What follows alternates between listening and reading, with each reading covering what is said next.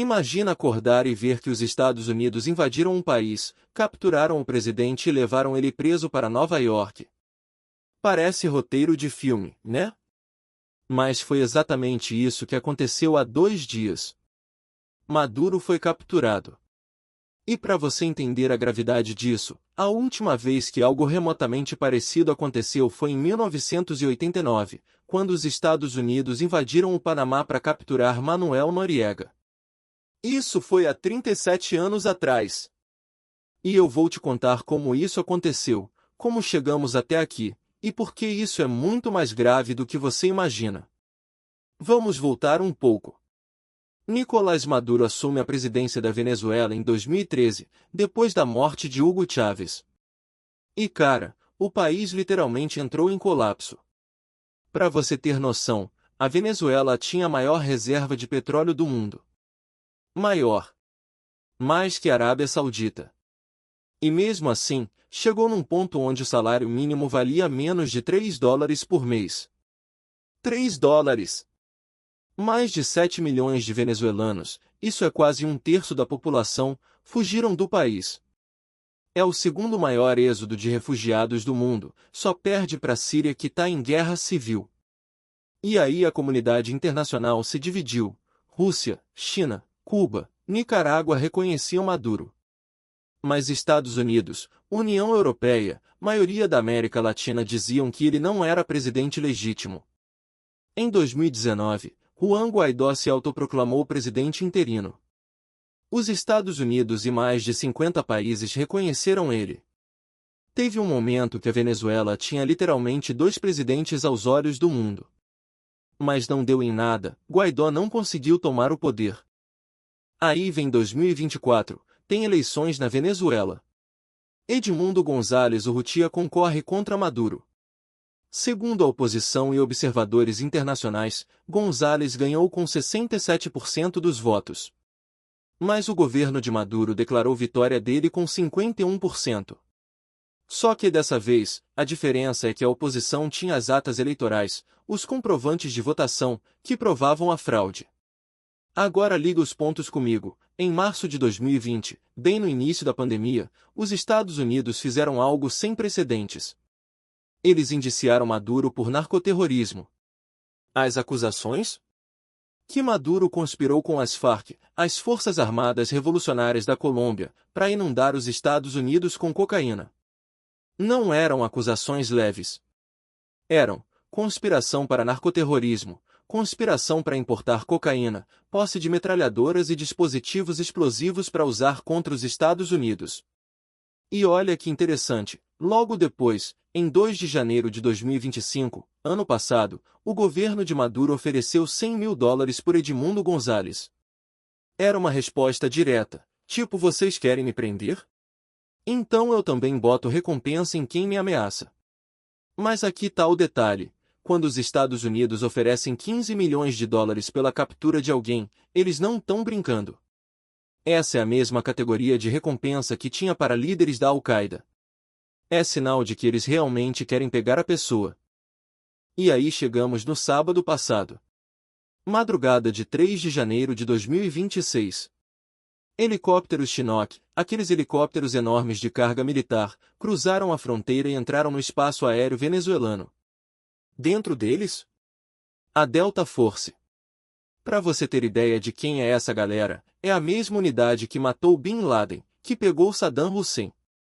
São os melhores dos melhores das forças especiais americanas. E olha, isso não foi operação discreta.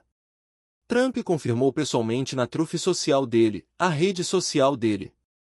Chamou de ataque em grande escala. Tipo, a gente invadiu, pegamos ele tá aqui, e daí?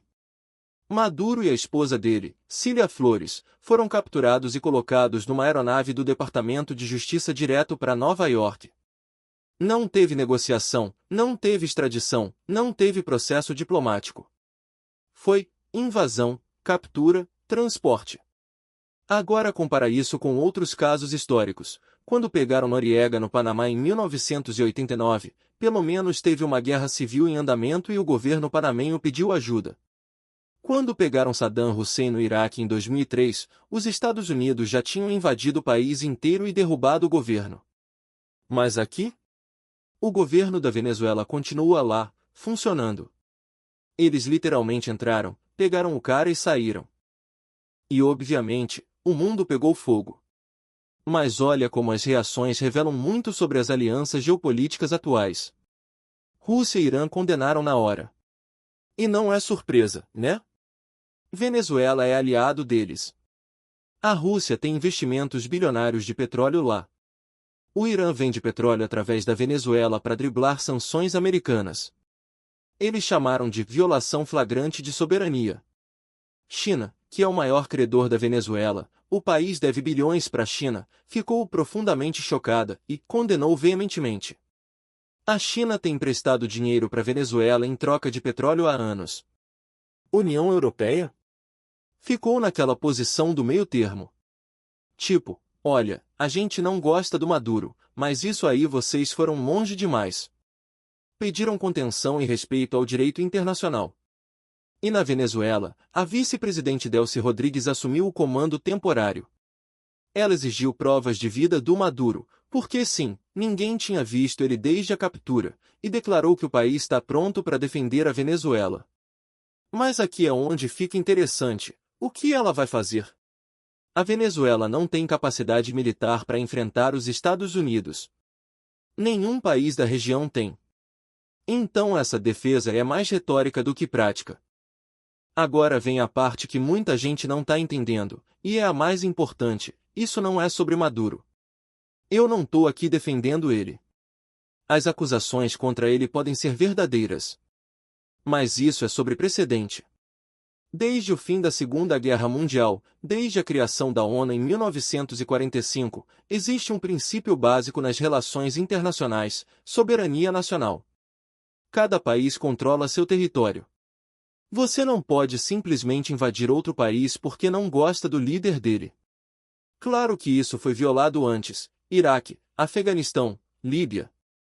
Mas nesses casos sempre teve alguma justificativa aceita internacionalmente: terrorismo, armas de destruição em massa, mesmo que fossem mentira, ou resolução do Conselho de Segurança da ONU. Aqui? Nada disso. Foi literalmente: nós temos um indiciamento dele, então vamos buscar. Imagina se a China fizesse isso com um político americano que eles não gostam? Ou se a Rússia fizesse com um líder europeu? E olha outro detalhe: Edmundo González Urrutia, que foi reconhecido por vários países como o verdadeiro vencedor das eleições de 2024, estava sendo procurado pelo governo Maduro com recompensa de US$ 100 mil. Então agora a grande questão: ele vai assumir a presidência? Os Estados Unidos vão instalar ele no poder? Porque se sim, isso não é só captura de um criminoso. É mudança de regime.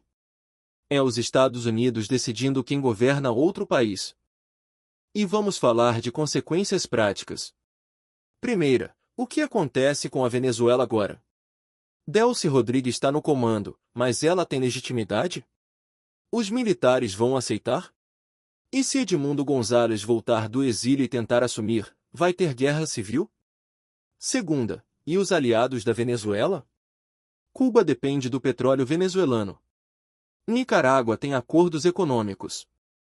Esses países vão entrar em crise também?